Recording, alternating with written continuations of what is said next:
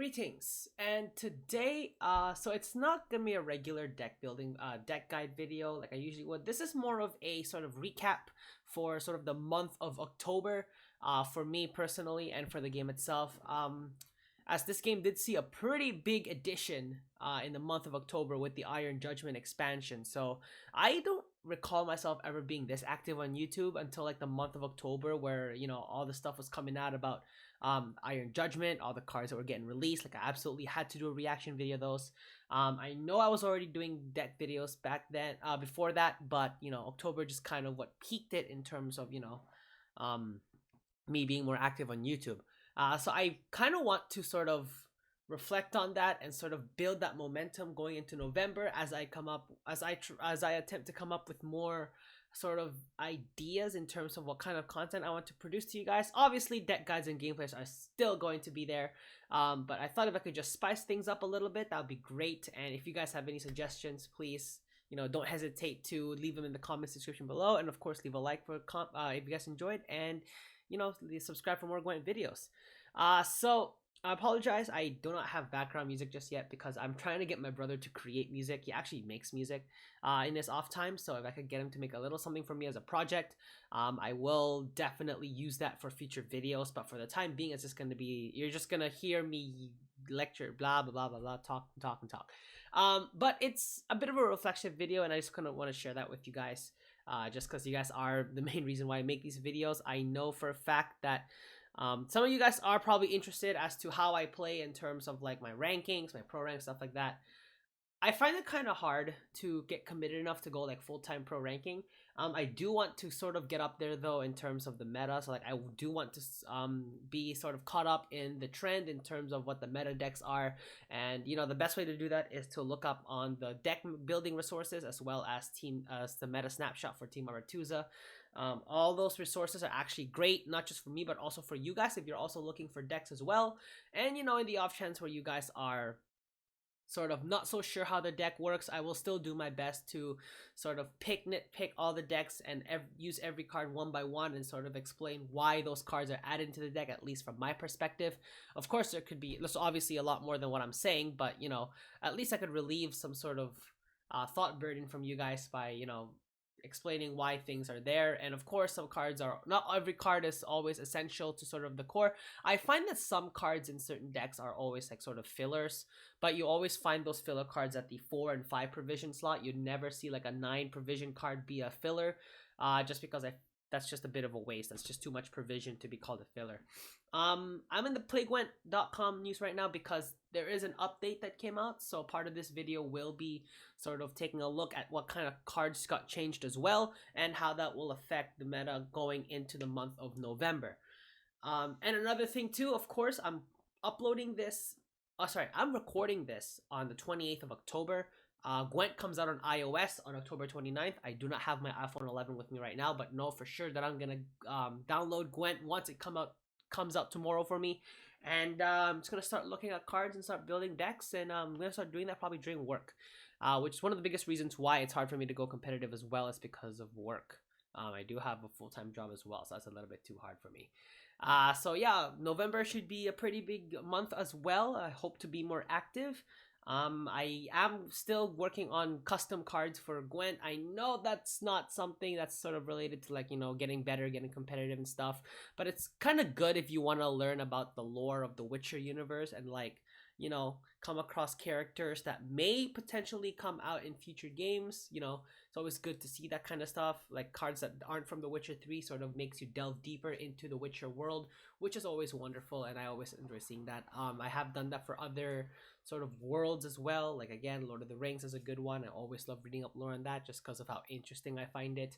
And yeah, so that's sort of the spiel on the month of October and how it went.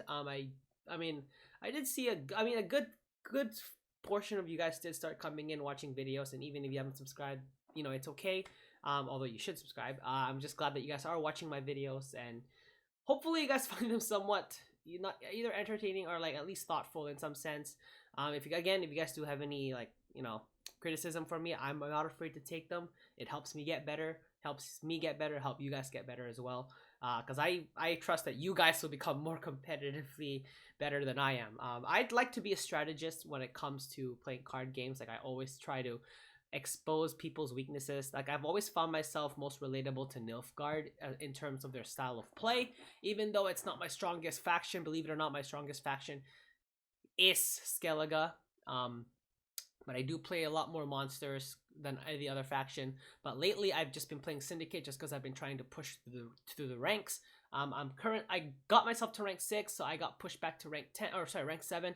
So I got pushed back up to rank 10. My goal is to go for rank 5 this month, which hopefully is doable. But of course, I gotta start looking at which decks are the meta now. Anyway, so that's the whole spiel on the month of October. Now we're going to look at into the month of December and the season of Mahakam. So I believe the seasonal game, and this is something that I haven't really been looking at a lot, is sort of the seasonal. So if we go to playgwent.com, so the season of Mahakam. So interesting here is every card that you play gains resilience. That's gonna be super interesting. I'm just kind of wondering how that's gonna work because I feel like that deck is going to the kinds of decks you'll have to make. You'll definitely want to keep and play pretty strong engines. Control might be a thing, although I'm not sure how much control you want to put just because of, you don't want your cards staying there all the time. Because if I was going up against a control deck, like if someone were to play a control deck during the seasonal, I would probably keep those units on the field. So if they try to play more units, I'm gonna make sure they force them to discard. So you're probably not gonna see a lot. You're probably gonna see quite a few more tall monsters if anything, because they do get to stay. So I'm seeing like Consume Monster could be pretty powerful here because A, they're already hard to get rid of as it is, and B, because people will want to sort of exploit the seasonal conditions, they probably might not want to add a card like let's say Alzur's Thunder, although they could, it is possible. But like, I see tall units having more of an advantage here, but that would also mean that, people are going to start adjusting their decks to put in more removal, especially large removal like Scorch and Curse of Corruption, Leo Bonhart, etc. Anyway, so I'm excited for this one because I am a big dwarf fan. Well, both in the game as a faction and sort of just the race itself. I'm just so fascinated by their hard characteristic, their eagerness to go into battle. They're very hard-headed. Not saying that I'm hard-headed, even though I am. I'm just a big dwarf fan. Like, this card back looks amazing. Like, if I don't, I might just actually go try and work for the card back in the reward book, just because that card back looks really great. So I'm probably gonna try and go for it this season. If not, then I'm not gonna buy it. I don't know. Maybe I'll buy it. We'll see.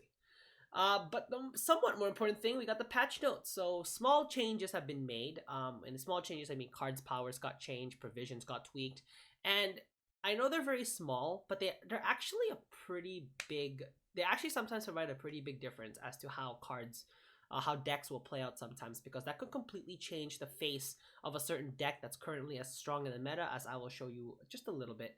But for now, it looks like they focused a lot on. I've always had this problem. I remember too was I always had problems. There was always a delay in the animation for when I played in this meta. In this month, it was tough because I had to wait until the animation was done before I could like target someone. And by the time I was able to target someone, my turn ended, and it absolutely meant nothing. Like, it did nothing. I wasn't able to damage anybody, and I was forced to end my turn. And that actually got me pretty mad. So they improved the mulligan screen, which is great. Visual animation when the opponent passes, okay, that's fine. That didn't really affect me too much. Honestly, I feel like when I'm playing, I'm in game mode, I'm in focus mode. So I try not to so much focus on the graphics, but of course there are a lot of you out there that do care about graphics. Don't get me wrong, I care about graphics too, but when I want to win, I focus on winning, to be perfectly honest. So faction ability provision no longer shows in big card preview during gameplay. Makes sense. There's really no reason to see provision when you're playing the game.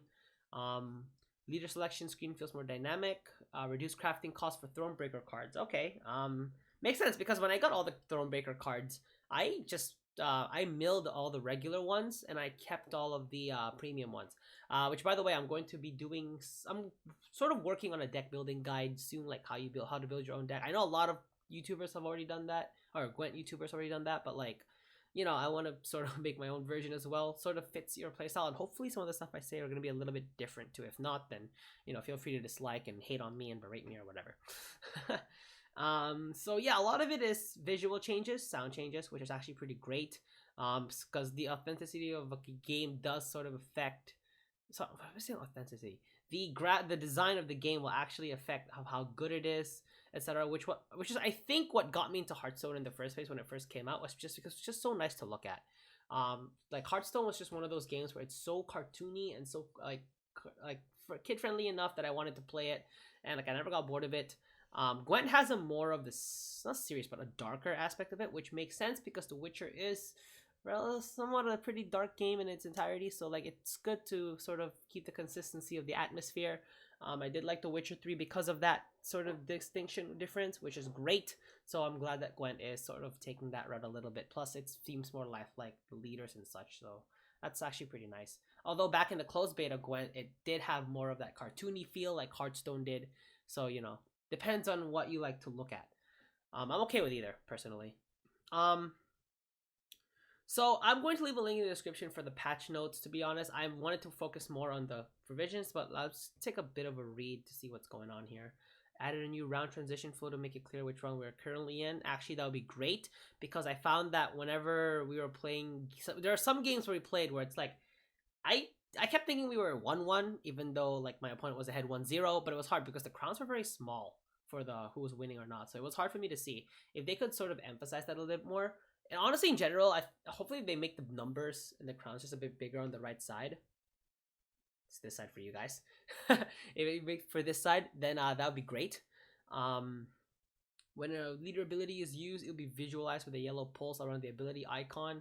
Okay, that's great actually. It's sort of a good indicator to know that your opponent has used your leader hero power, which is great. So I'm calling it hero power, which is from Hearthstone, but it's like I'll call it what Gwent uses it. What did it say? Leader ability. Leader ability. We'll call it that. Add a new icon on card and deck in order to indicate if there is enough resources to craft the card without going into big free view. Now, I think I noticed this. There is a I saw a hammer on the bottom right, I think is what it says here.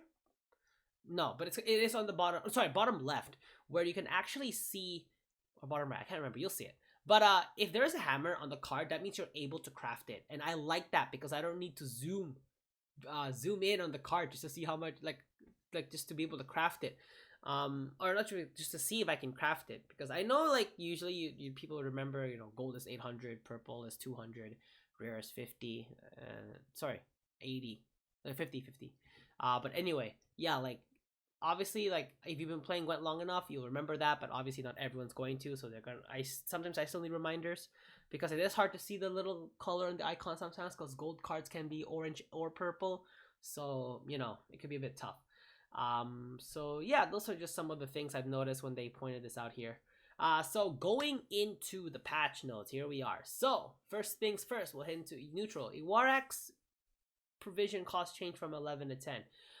This probably would encourage a little bit more usage from, I can't pronounce that name, I'm sorry, but I know what it does. I know that Nilfgaard is good for using this deck because it is another way to get out Tibber from the deck, and without triggering its deployability, so that is a possibility as well. And if you're not playing a unit that relies on tall units, then chances are you're going to get a massive benefit by playing this card from the Nilfgaard faction. So decreasing its unit cost down to 10 could potentially, you know, encourage the use of those cards again. It's not likely. It might not be likely because I still think it's a little bit expensive.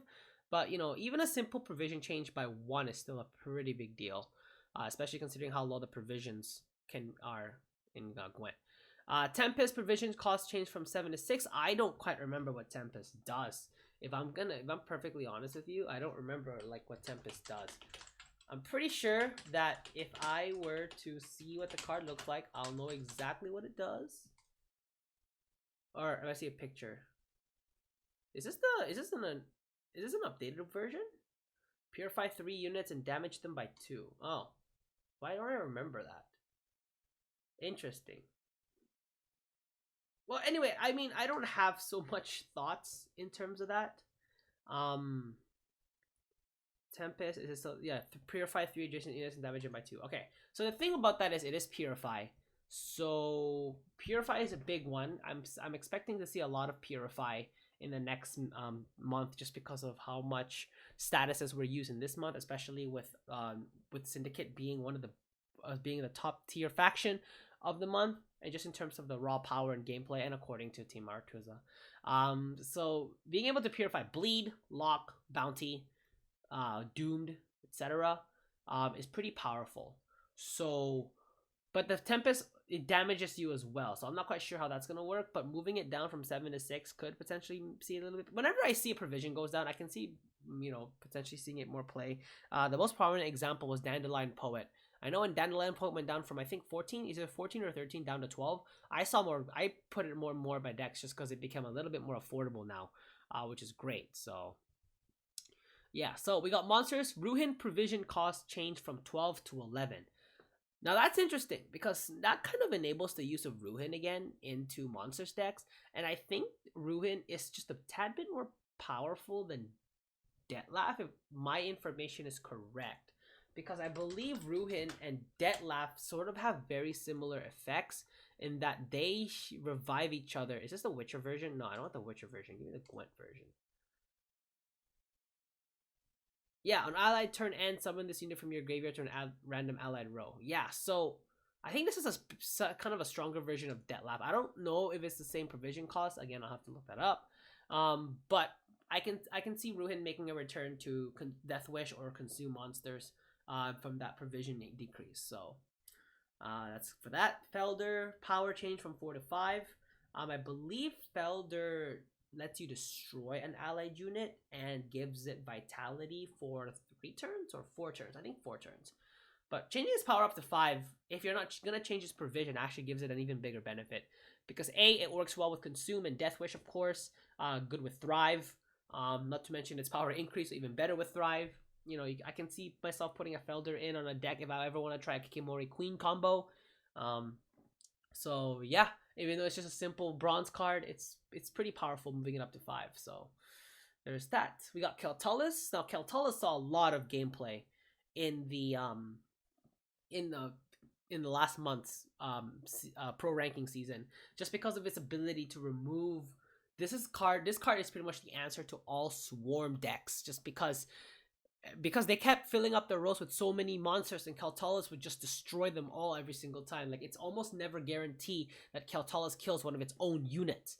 So the fact that the provision changed from 11 to 12 slightly makes swarm decks stronger, in the case that the deck with Keltullus in it is not going to be as strong, because they are missing that out on that one provision, just could potentially use it on a different monster. Although I don't see this causing Keltullus to see less gameplay. I'm still going to expect them to be on certain decks, so I'm still going to prepare for that.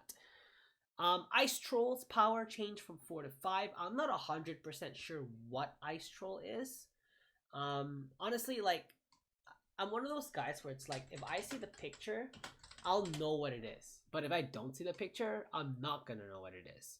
Oh, right. This is the weather card, where if it deals double damage if it's under Biting Frost. It's kind of disappointing that there's not much weather, which kind of sucks. Because weather was pretty big back in the closed beta. Like, weather was just the bane of my existence back in the closed beta days. I kind of wish they would come back, because weather was kind of what made Gwent a bit more distinguishable. Like, in Hearthstone, you're not going to see weather cards. Elder Scrolls Legends, you're not seeing weather cards. So I found that to be a bit more unique to Gwent, and I kind of wish that they'd make it a bit stronger. I guess Ice Troll is sort of an indirect way to do that, but like, I don't know. That's just what I'm disappointed at. So going to Skellige, a few changes were made. On-Crate Longship from 4 to 5. Wild Boar of the Sea changed from 11 to 10. Wild Boar of the Sea is a good sort of finisher if you're playing a Bloodthirst deck, or just simply a removal deck. And making him provision cost change from 11 to 10, so that makes it a little bit stronger. Didn't let Longship Zeal added. That's going to be a bit of a problem, because the light Longship was already a nuisance, being able to damage itself and another unit. But the fact that it has Zeal now, that means it can do it almost immediately, which is gonna hurt because you're not even gonna get a chance to use your engines before Light Longship instantly removes them. I think that actually makes the Longship a bit more powerful, just because that's a unit that can deal 5 overall damage to another card. So I guess that's a way they're trying to find a way to put more removal back, I guess. But because that's what it does, because Light Longship can damage 5 to a unit, which is brutal for engines. So.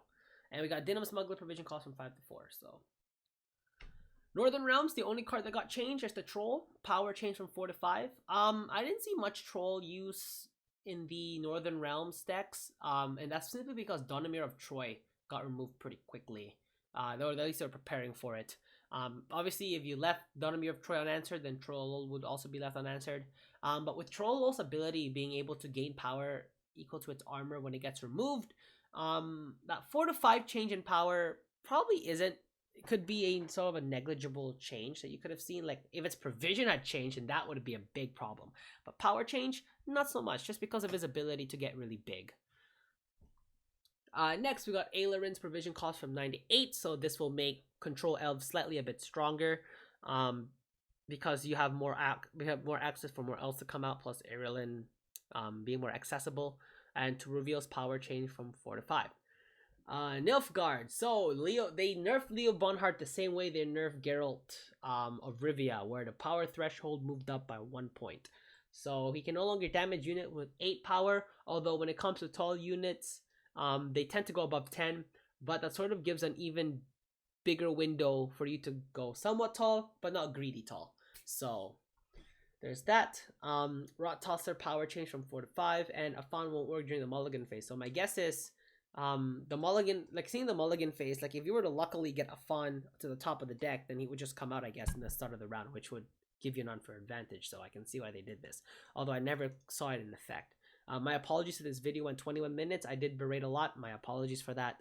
But I just wanted to sort of talk to you guys today, and feel free to say anything back to me, whether you think the video is too long, and insult me. Syndicate quite got a lot of change, and I can see that because it was the most powerful faction in the season, at least from my experience.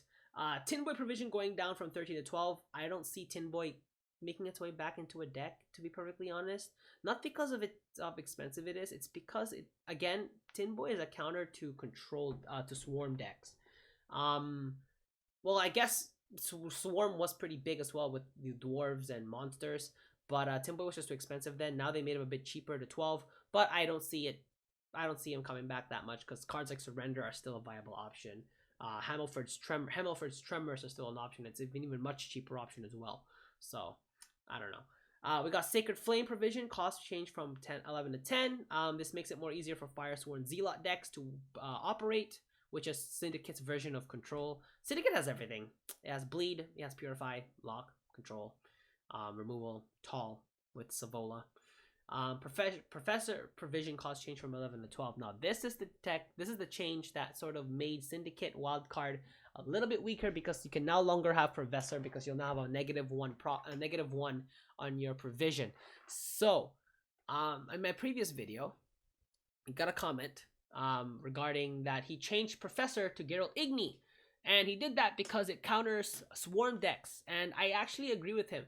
I think I actually took off the Professor and I put in Geralt Igni just for that very reason. Although you can make a case to put any other card, you can make a case to put in Triss Telekinesis to add just to get that one extra special card that lets you get more coinage. And probably if you were to do that, I would replace one of the coin boosting mechanics, because Triss Telekinesis acts just as an extra one of those, and maybe put in an engine in there, because I find that when I was playing with the no portal wildcard deck, I was lacking engines to summon to the field. So something to think about. Vivaldi Bank Profit changed from 1 to 3. That is good because you can now access more cards from your deck.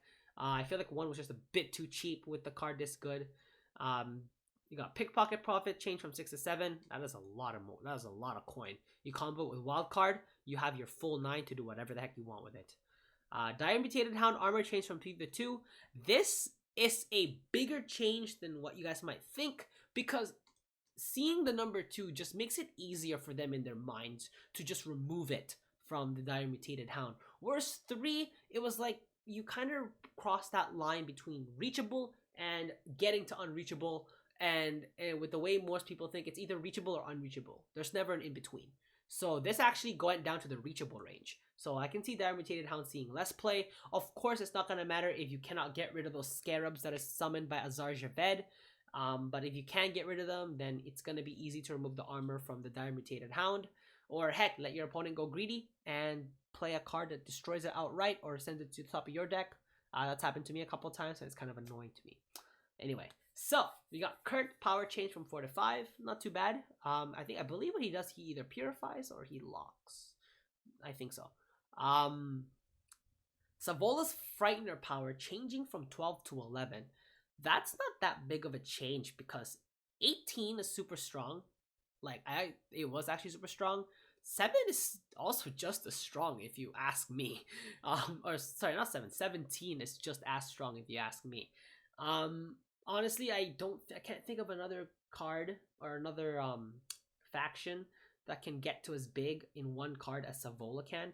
Of course, it is going to be at the cost of 9 coin, but with again the fact that you have Madame Louisa making that free, it still makes it broken. I don't see this discouraging the use of Savola in decks. I'm still gonna see a lot of Savola. I'm probably still gonna use a lot of Savola. And those were sort of the big changes. Well, those were the changes that came at the end of the season. And that was sort of my spiel to you guys as to sort of where I stand on my channel. Just because, you know, I don't just want to make this about deck gameplay and videos. I still want to revolve it around Gwent and the Witcher universe because I'm just very interested in all that. And I just love playing card games. And I just love sharing this kind of content to you guys. So once again, leave a like if you guys did enjoy. And shout out to you guys if you guys did make it this far. It's been 26 minutes. I was rating for 26 minutes and there's going to be no music, so I apologize. Feel free to play background music of your own while I speak. And subscribe again for more Gwent coming videos because I have quite a few ideas coming up. And other than that, this is Enzo signing out. I'll catch you guys in the next one.